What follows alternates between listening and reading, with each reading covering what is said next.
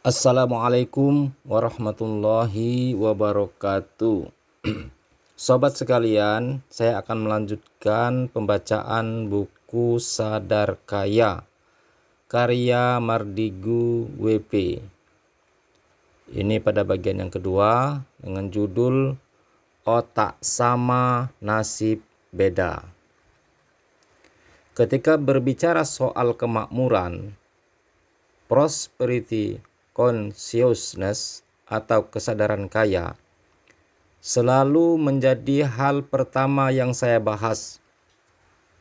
Kata-kata ini menekankan bahwa cara otak bekerja adalah pilihan.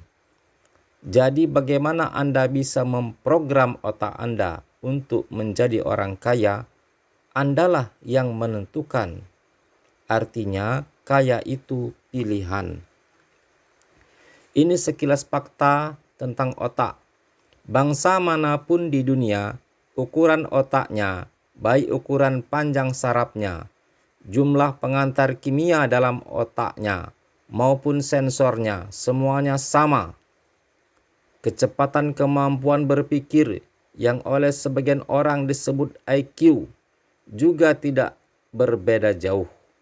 Intinya, kemampuan menyimpan datanya sama. Jika manusia diibaratkan sebagai komputer, anggap saja otak itu hardware-nya dan semuanya sama. Lalu di mana perbedaannya? Mengapa yang satu lebih sehat dari yang lain? Mengapa yang satu mudah tertawa, yang lain selalu sengsara? Mengapa yang satu mudah mendapat jodoh, yang lain selalu sendiri?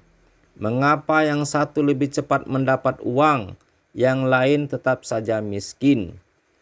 Ada sebuah fakta.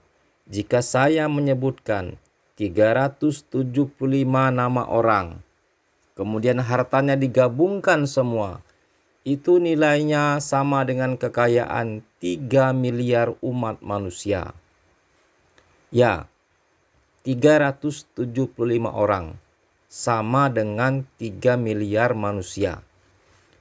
Di antaranya sebut saja Bill Gates, Donald Trump, Warren Buffett, Lakshmi Mittal, Paul Allen, Mark Cuban, Jeff Bezos, Rupert Murdoch, Sam Walton, Anita Roddick, Oprah Winfrey, dan terus berlanjut hingga 375 orang.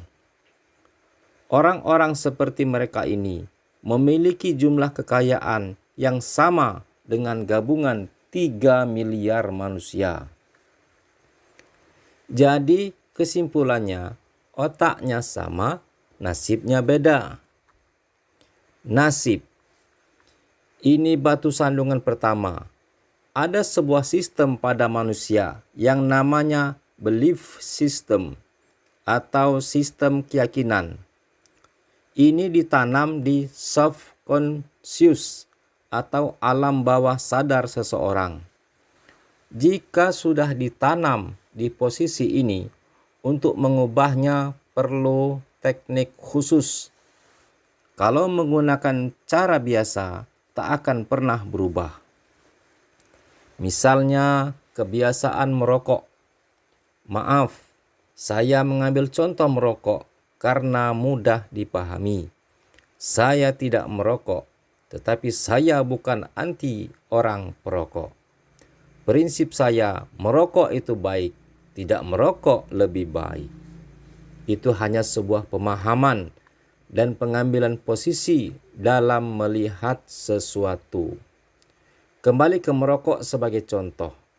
Dalam iklan di televisi, secara vulgar ditulis, merokok bisa menyebabkan kanker, gagal janin, penyakit paru-paru, dan lain sebagainya.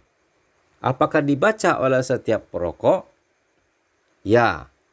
Namun apakah mereka lantas berhenti merokok karena takut akan peringatan itu? Tidak juga. Mengapa? Inilah kerja otak. Otak konsius yang menguasai informasi pengetahuan hanya menguasai 12% dari sebuah tindakan. Subconsciousnya 88%. Informasi tadi hanya menempel di conscious, tidak menjadi gerak. Karena dalam database otak, subconsciousnya menyatakan merokok itu nikmat. Jadi itulah yang terus dilakukan. Subconscious-lah yang berkuasa. Sekarang kita kembali ke prosperity consciousness atau kesadaran kemakmuran. EQ kaya, tulang kaya, balung sugih, atau apapun itu. Bagi Mind Master atau sang pemilik otak, ini semacam software. Jadi 375 orang kaya memiliki software ini, sedangkan 3 miliar yang lain hanya memiliki hardware-nya, tetapi tidak memiliki software-nya. Bisa menerima? Masih berat? Masih bertanya di mana nasib? Ya, inilah pertanyaan kecil dari kelompok besar manusia. Ini pertanyaan saya pula. Saya mengalami jalan kehidupan yang turun naik seperti gelombang laut selagi badai. Saya pernah memiliki materi berlimpah, tetapi 3 tahun kemudian tinggal di rumah kontrakan dengan masih menanggung utang besar. Kemudian kembali berlimpah materi. Kemudian kembali terpuruk. Kembali lagi naik ke atas, lalu terbalik begitu sampai di puncak. Saya sudah mengalami beragam kisah untuk bisa menjadi diri saya yang sekarang. Ketika saya banyak mempertanyakan nasib dan urusan jalan hidup, hingga akhirnya saya memutuskan untuk belajar dan mencari kemanapun untuk mendapatkan jawaban dari pertanyaan saya yang terbesar. Nasib itu pemberian Tuhan atau buatan manusia? Saya tidak kaget jika pertanyaan itu memutuskan Anda berhenti mendengarkan pembacaan buku ini hingga chapter ini.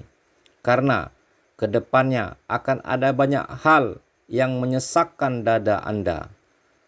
Saya akan tetap melanjutkan membaca tulisan buku ini untuk Anda karena saya tahu sekali fakta bisa mengubah kebenaran. Ya, kebenaran Anda akan ditantang ke batas ujung dengan fakta. Beranikah Anda meneruskan mendengarkan bacaan buku ini? Demikian bagian kedua dari buku Sadar Kaya ini. Lain waktu kita lanjutkan ke bagian yang ketiga. Terima kasih. Wassalamualaikum warahmatullahi wabarakatuh.